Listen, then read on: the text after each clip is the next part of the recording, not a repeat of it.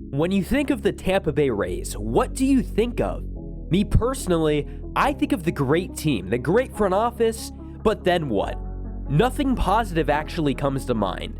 All that comes to mind is the fact that they have the worst stadium in baseball, and no matter how good they are, fans refuse to go to games at Tropicana Field. Tropicana opened back in 1990, and the Rays became a team in 1998. Hi, I'm Al Rochelle sitting in for Dave Wagner. Thank you so much for joining us tonight. Well, it's a dream, all right. Very big and very expensive. A magnet for concerts, conventions, downtown development, and keep your fingers crossed, folks, a baseball team. Now, obviously, they're called the Tampa Bay Rays, but they actually play in St. Petersburg. And honestly, it has not been a good location for the Rays. St. Petersburg residents were actually pushing for Tropicana Field to not be built. A big reason is because 800 people were going to be losing their house over this stadium being built. Even when the Rays are winning baseball games like in 2023, they're still 27th in attendance. And by the way, they've made the playoffs 4 years in a row and have only seen a 4-year drop-off in attendance. So what is it? Is it the area or is it the actual stadium? Well, it's a bit of both. The area that the stadium is in is really hard to get to. Traffic is absolutely atrocious in that area, and there's no sort of public transportation to actually get people to the games, resulting in St. Petersburg being a bad location. Now, as far as why the Trop is a bad stadium in itself, we could go on for days, but I'll leave it pretty generic for you guys. We'll start with the bullpen being in foul territory. What this does is it creates a massive inconvenience for outfielders that are just trying to catch a routine fly ball.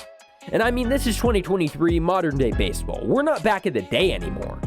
Then looking in at the appearance, the stadium is ugly. It's an ugly area, and it also has awful lighting by a bunch of awful lights. Plus, the majority of MLB stadiums have created a lot of fun things rather than just sitting down, drinking a beer, and watching baseball.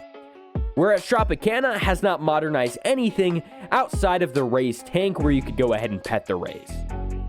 Now, for years, fans have been pushing for a brand new stadium and a new city, and it was announced by Tampa yesterday that Tropicana Field is going to be no longer, by 2028, the home of the Tampa Bay Rays, as the Rays officially said they will have a new stadium done in 2028. So that's good, right? A new stadium, yay, we've wanted it for a while, but there's always a but. First of all, it's going to be in practically the same location, very close to Tropicana Field, so you'll probably still have the location problem. To me, it's the biggest contributor to their attendance being so bad.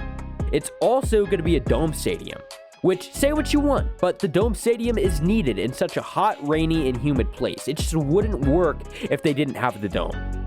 Then if you say, okay, why not make it a retractable roof? Well, the issue with a retractable roof is that it's not needed. The Astros had their retractable roof open 7 times this year.